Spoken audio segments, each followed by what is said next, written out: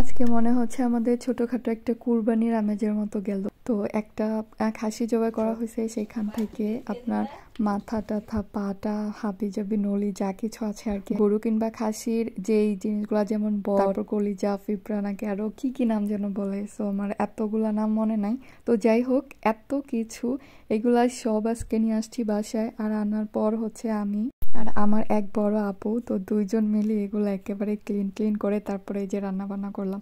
Anyways, আমি এরকম ভাবে বলছি মনে হচ্ছে যেন সব আমি করেছি, আসলে আমি জাস্ট একটু খুন্তি নেড়েছি, বাকিটা হচ্ছে সব কিছু আপুই করেছে অনেক কষ্ট করে।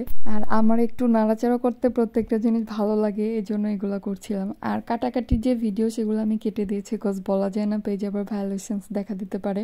এনিওয়েজ, জানেন আজকে এগুলার পর মনে হচ্ছে পুরা সারা বাড়ি দিয়ে একেবারে একটা কুরবানি আমেজের কেমন একটা স্মেল আসতেছে। যেমন আমাদের দেশে কুরবানির পর কি সুন্দর একটা স্মেল আসে না, যে কাটাকাটির পর রান্না বান্না, একদম সেম ওই রকম মনে হচ্ছিল।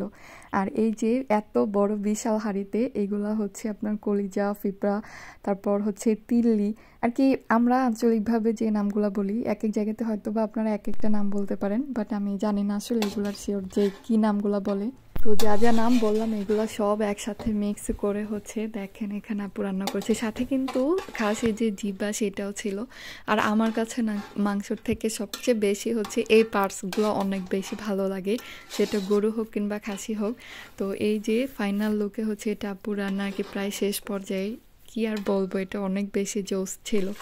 আর অন্য পাশে এই যে আমাদের হালিম রান্নার একটা প্রিপারেশন চলছিল, আর হালিমটা রান্না হচ্ছিল যে খাসির যে নলি পায়াগুলা ছিল সেগুলা দিয়ে। সোজা কথায় হচ্ছে নিহারির যে হালিমটা খাই আমরা সেটাই রান্না করা হচ্ছিল। তো এই যে প্রতিবারের মতো আমি এখনো আপুকে জাস্ট একটু নাড়াচাড়া করে খুন্তিটা নেড়ে একটু হেল্প করতেছিলাম, আর এই পাশে হচ্ছে আপু রান্না করছিল। তো শুরুতেই দেখেন মশলা কষানোর যে কালারটা এটা কত বেশি সুন্দর হয়েছে।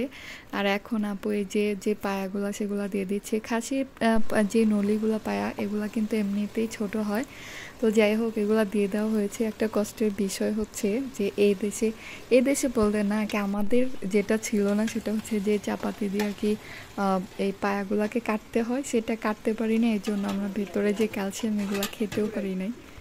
তো এই যে দেখেন মশলা একেবারে পুরো কষানো শেষে, নিহারিগুলো পায়াগুলো একেবারে কষানো শেষে হচ্ছে হালিমটা দিয়ে দিয়েছে আপু। আর এটা যে যখন আগে খেয়েছে এটা টেস্ট কি বলবো, যে ফাইনাল লুকে গিয়ে তারপর বলতেছি। তো আমি তো এখানে নাড়াচাড়া করতে আমার ভীষণ ভালো লাগছিল।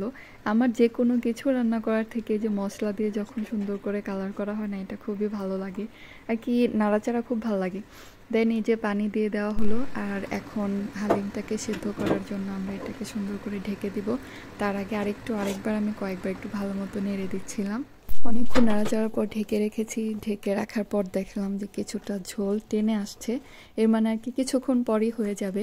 তো আমি আবার একটু নাড়াচাড়া করতেছিলাম, আমার আর কি কাজ। তো আর এই যে হচ্ছে দেখেন যে ফাইনাল লুক। আর আমরা হালিমটাকে একটু পাতলা করেছি, কারণ এটা লাইক কিছুটা খিচুড়ির মতো, জানি না আমি এটাকে কি বলবো, বাট এরকম টাইপের করলে বেশি ভালো লাগবে, তো এইটাই করছিলাম। দেন হচ্ছে গরম একবারে পুরা পাতিল থেকে নিয়ে এখন সবাই সবার মতো করে টেস্ট করব। আর আপু সুন্দর করে একেবারে হালিমের মতো করে এগুলো সাজিয়ে দিচ্ছিল আমাদেরকে। এই হচ্ছে ফাইনাল লুক, একেবারে খাওয়ার জন্য আমরা রেডি করে বসছি। আর টেস্টের কথা কি বলবো, test was so good, just এরকম একটা ফিল হচ্ছিল যে বাংলাদেশে আমরা কোনো একটা রেস্টুরেন্টে বসে দেন হালিমের দোকানে বসে আর কি হালিম খাচ্ছি। অনেক বেশি মজা ছিল। ইনিস ভিডিওটা আপনাদের কাছে ভালো লাগলে লাইক কমেন্ট করতে ভুলবেন না, আমার পেজটাকে ফলো করে দেবেন। Bye bye.